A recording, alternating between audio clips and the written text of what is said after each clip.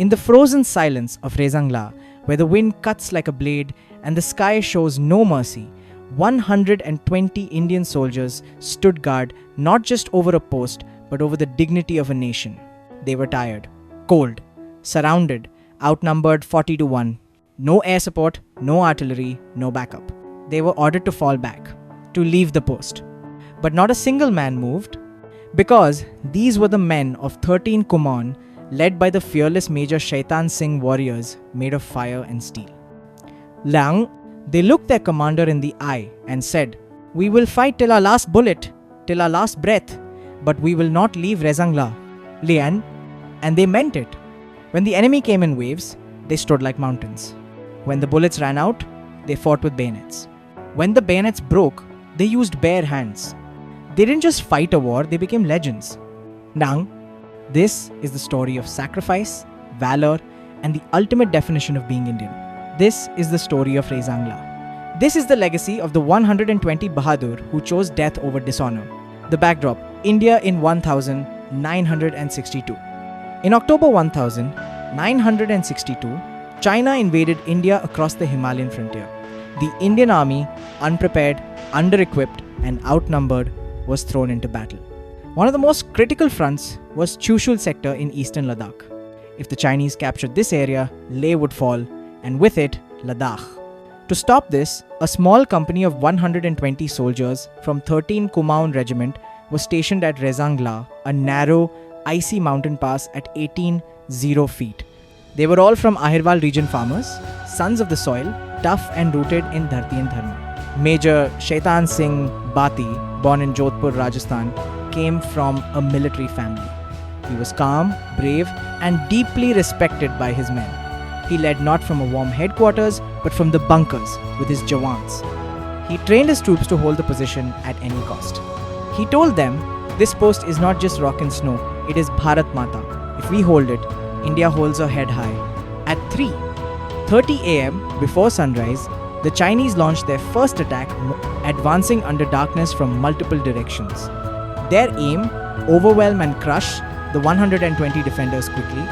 But the men of 13 Kumaon were ready. They opened fire. Machine guns roared. Chinese soldiers fell like dominoes. The first wave was crushed. The Chinese regrouped. Another wave came. Then another. They used mortars, heavy machine guns, and even flamethrowers.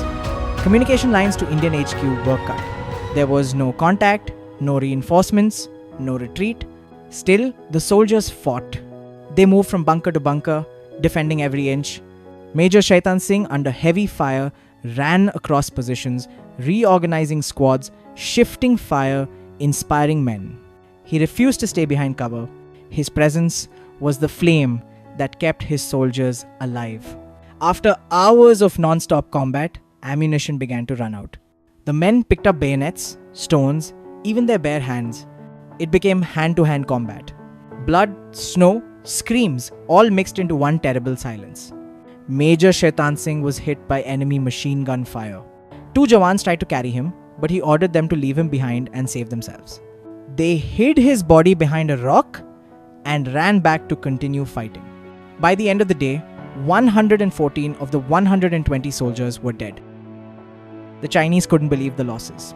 They never publicly acknowledged what happened at Rezang. They expected an easy win. What they got was a lesson in Indian courage. For his bravery, Major Shaitan Singh was posthumously awarded the Param Vir Chakra, India's highest military honor. He didn't just defend a post, he etched the spirit of sacrifice into the snow of Rezang. Today, a war memorial stands at that frozen battlefield. Inscribed on it are these immortal words: "How can a man be better, 10 facing fearful odds, for the ashes of his fathers and the temples of his gods?" They were told to retreat, but they chose to stand and fight. They didn't just die, they became immortal. They were not just soldiers, they were 120 Bahadur. And today, because of their sacrifice, we stand free. So next time you see someone from our armed forces, don't ignore them. Don't take their uniform for granted. Stand up, salute, offer them your seat. Give them the respect they've earned with blood, courage, and sacrifice. Because while we sleep peacefully, They stand guard in places like Rezang. In the frozen silence,